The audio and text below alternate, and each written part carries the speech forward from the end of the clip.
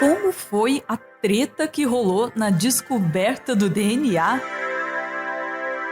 Em 1675, em uma carta endereçada a um amigo, Isaac Newton escreveu a sua mais famosa frase: "Se vi mais longe, foi por estar sobre ombros de gigantes." Naquela época, a ciência como conhecemos hoje ainda dava seus primeiros passos.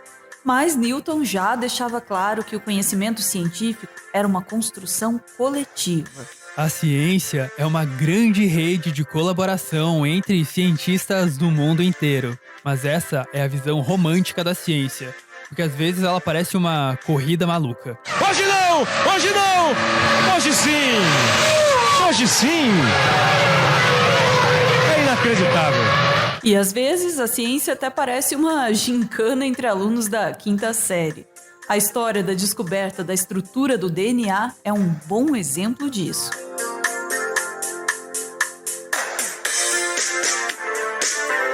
Todas as proteínas que formam e regulam o corpo de todos os seres vivos são formadas por pequenos blocos, chamados de aminoácidos. Existem 20 diferentes tipos de aminoácidos e você pode imaginá-los como peças de Lego. A forma e função de uma proteína vai depender da maneira como essas peças são encaixadas. Até a década de 1950, ninguém sabia direito como as células encaixavam essas peças para produzir as proteínas. Alguns cientistas suspeitavam que a resposta para essa questão estava no DNA. Só tinha um problema: ninguém sabia exatamente como era um DNA. Na época, 3 grupos de cientistas estavam numa espécie de corrida para ver quem seria o primeiro a descobrir a estrutura do DNA. Nos Estados Unidos estava o favorito, Linus Pauling, que na época era considerado um deus da bioquímica.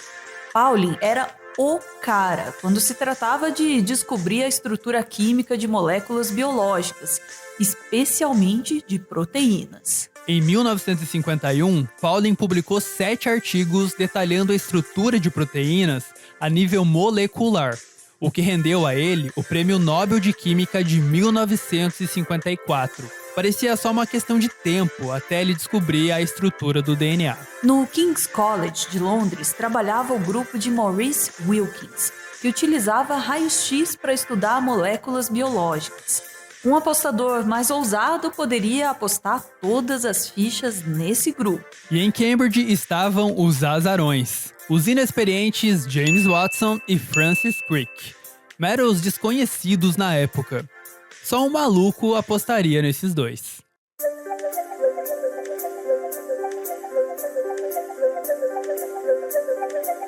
Os 3 grupos de cientistas trabalhavam sobre os ombros de gigantes. No começo do século XX, diversos cientistas descobriram que as informações genéticas, que hoje a gente chama de genes, estavam armazenadas em estruturas chamadas de cromossomos. Na época também já se sabia que os cromossomos eram formados por proteínas e DNA, e que o DNA era uma molécula bem simples, formada basicamente por blocos de fosfato, açúcar e bases nitrogenadas. Para tentar ver mais longe, Pauling subiu sobre os seus próprios ombros. Para ele, era impossível que o segredo de toda a complexidade da vida estivesse numa molécula tão simples como o DNA. A afinidade de Pauling com proteínas o levou a acreditar que as informações genéticas ficavam armazenadas nas proteínas dos cromossomos, e não no DNA. Já Wilkins, James e Watson resolveram subir nos ombros do físico austríaco Erwin Schrödinger.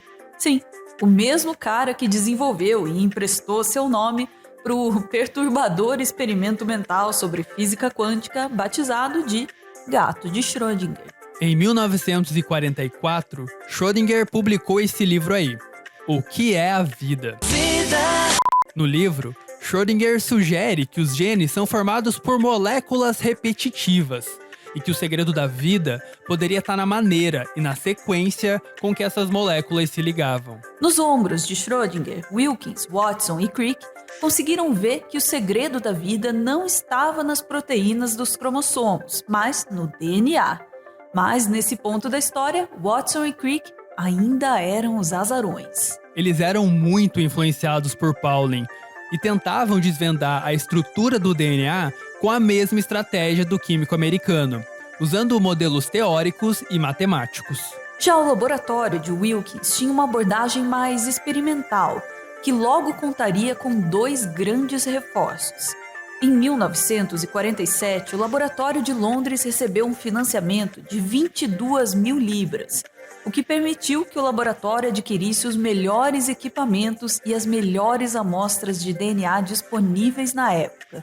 E em 1951, chegou ao laboratório de Wilkins uma das mais brilhantes mentes do século XX, Rosalind Franklin. Rosalind era especialista em tirar fotos de moléculas biológicas utilizando uma técnica chamada de cristalografia e difração de raios-x. O favoritismo agora era todo do time de Londres.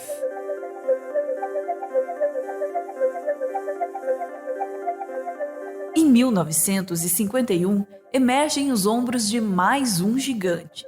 Nesse artigo aí, o bioquímico austríaco Erwin Chargaff estabeleceu o que podemos chamar de a gramática da biologia. Lembra que o DNA é formado por blocos de fosfato, açúcar e bases nitrogenadas. Bom, são 4 as bases nitrogenadas: adenina, timina, citosina e guanina. Chargaff descobriu que a quantidade de adenina é igual à quantidade de timina e que a quantidade de citosina é igual à quantidade de guanina. Parece uma simples curiosidade, mas foi uma valiosa pista sobre a estrutura do DNA.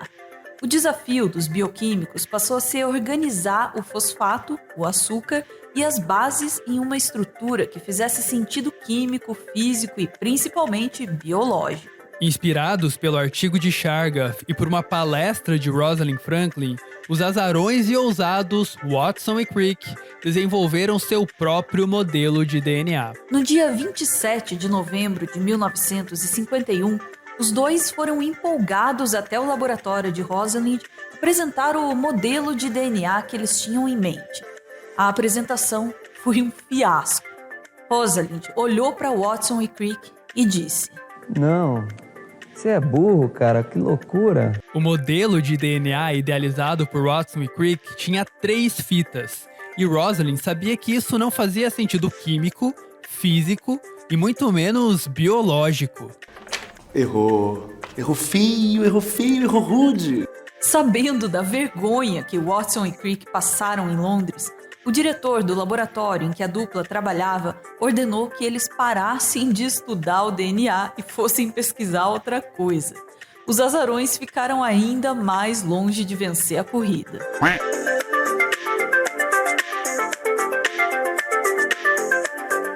Essa é uma das mais importantes imagens da história da ciência. É uma foto do DNA tirada em maio de 1952 por Rosalind Franklin e seu aluno de doutorado, Raymond Gosling. Nessa imagem, ficou claro para Rosalind que o DNA era formado por 2 fitas, e não 3, como pensavam outros bioquímicos. Nas anotações do caderno de laboratório de Rosalind, dá para ver que ela deduziu que o fosfato deveria ficar para o lado de fora e as bases nitrogenadas para o lado de dentro das fitas. O laboratório de Rosalind Wilkins estava a um passo de desvendar a estrutura do DNA. Mas o favoritismo de Rosalind e Wilkins não se confirmou, porque eles não trabalhavam como um time. A relação de Wilkins e Rosalind era como a de Romário e Edmundo no Vasco. Estava dentro da minha casa, chegou uma outra pessoa e dormiu na minha cama. Isso é um problema dele, cada um reage do seu jeito. Esse sentimento é triste, realmente. Wilkins estava muito interessado em descobrir a estrutura do DNA. Mas quando Rosalind foi contratada, o diretor da universidade ordenou que ela fosse a única do laboratório a pesquisar o DNA e que era para deixar Wilkins de fora. Isso foi suficiente para abalar permanentemente a relação entre os dois, que mal se falavam. Mas o problema não era só Wilkins. Rosalind encontrou em Londres um ambiente hostil e bastante tóxico. O King's College era uma universidade católica de clérigos fervorosos. Alguns ambientes da universidade, como a sala de jantar, proibiam a entrada de mulheres, o que deixava Rosalind bastante chateada. Rosalind também recebia comentários machistas de seus colegas. Embora tenham se tornado bons amigos depois de um tempo, Watson descrevia Rosalind como uma mulher agressiva, mal-humorada, que se maquiava e se vestia mal, e que não fazia questão de enfatizar seus traços femininos. Aliás, com o passar do tempo, Watson foi se mostrando não só machista, mas também racista e homofóbico. Cá entre nós, deixando de lado suas contribuições científicas, um ser humano desprezível. No King's College, Rosalind passou os 2 anos mais infelizes de sua carreira profissional. Mesmo nesse ambiente tóxico, Rosalind ficou muito perto de sozinha desvendar por completo a estrutura do DNA. Rosalind talvez vencesse a disputa se não fosse Wilkins fazer um gol contra. É isso aí, agora a corte está toda feliz, o rei, o príncipe e o bobo.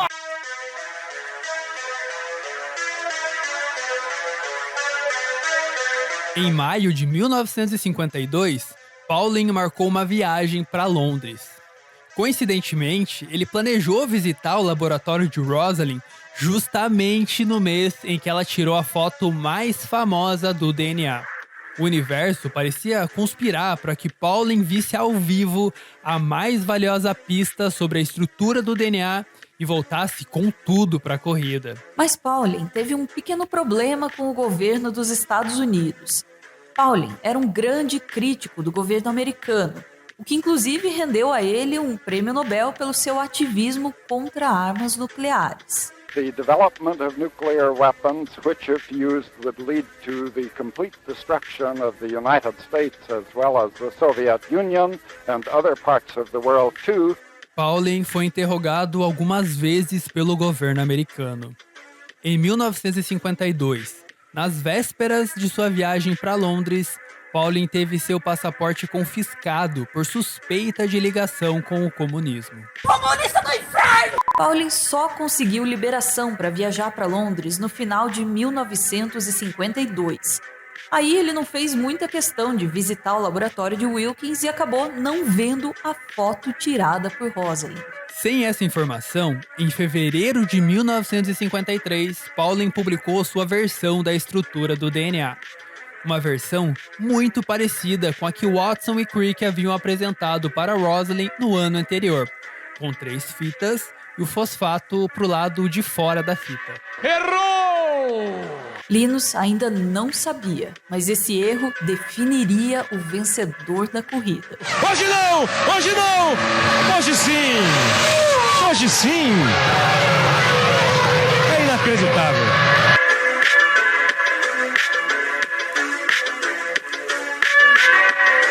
Em janeiro de 1953, Watson e Crick ficaram sabendo que Pauling iria publicar um artigo sobre a estrutura do DNA. A dupla ficou desesperada, desolada, inconformada, achando que aquele seria o fim da corrida. Com a ajuda do filho de Pauling, Watson conseguiu uma cópia antecipada desse artigo. Quando eles viram que a estrutura do DNA proposta por Pauling estava toda errada, o desespero deu lugar à euforia. Assim que pôde, Watson visitou o laboratório de Rosalind e Wilkins. Sem a permissão de Rosalind, Wilkins mostrou para Watson a foto que ela tinha tirado do DNA. Watson viu logo de cara que ali estava o segredo para desvendar a estrutura do DNA. Poucos dias depois, Watson conseguiu acesso aos relatórios de pesquisa de Rosalind. Os relatórios eram públicos, mas mesmo assim, Rosalind não ficou sabendo de nada. Com a foto e os relatórios de Rosalind em mãos, Watson e Crick construíram um novo modelo. Nesse modelo, o DNA era formado por 2 fitas, com os blocos de fosfato na parte de fora, formando uma espécie de espinha dorsal junto com o açúcar. O código da vida estava nas bases nitrogenadas, que ficavam do lado de dentro das fitas. A sequência dessas bases determinaria a sequência de aminoácidos, que por sua vez determinaria a forma e a função da proteína. Enfim, um modelo correto, que fazia sentido químico, físico e biológico. Esse modelo foi publicado na revista Nature no dia 25 de abril de 1953. Rosalind sequer é citada no artigo. O nome dela apenas é mencionado rapidamente nos agradecimentos. Rosalind morreu precocemente em 1958, por conta de um câncer no ovário, possivelmente devido à frequente exposição aos raios-x. Em 1962, Watson, Crick e Wilkins dividiram o Prêmio Nobel de Medicina de 1962 pela descoberta da estrutura e funcionamento do DNA. Rosalind não recebeu o prêmio porque o Nobel não é entregue para pessoas mortas. Mas Watson, Crick e Wilkins nunca fizeram muita questão de dividir o prestígio e o reconhecimento com Rosalind.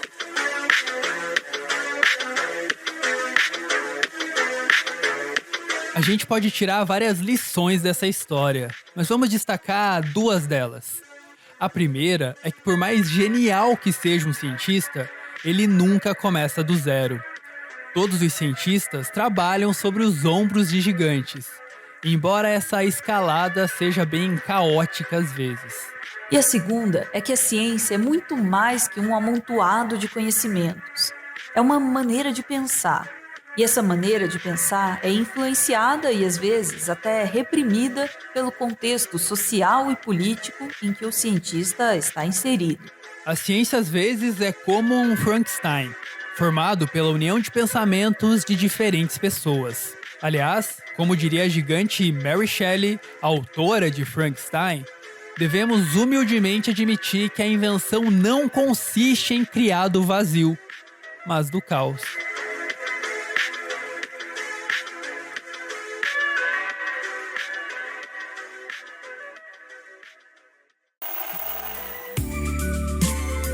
Esse aí é o Everton. Ele é mestre em Biologia Evolutiva e ele faz um doutorado em Ecologia na Universidade Federal do Paraná. Ah, e ele é fã do Carl Sagan, mas aí também, quem não é? O Everton é o responsável pela pesquisa e pelo roteiro do Meteoro.exp, o nosso quadro de biologia que você acabou de ver. E o Everton também tá lá no Twitter, com mais conteúdo sobre biologia, geralmente agregado na hashtag BiothreadBR, que tá aparecendo aí na tela. Eu ouvi dizer que o Everton fica feliz compartilhando um pouco do que ele conhece com vocês. Então, vocês podem colar lá no Twitter, se vocês quiserem.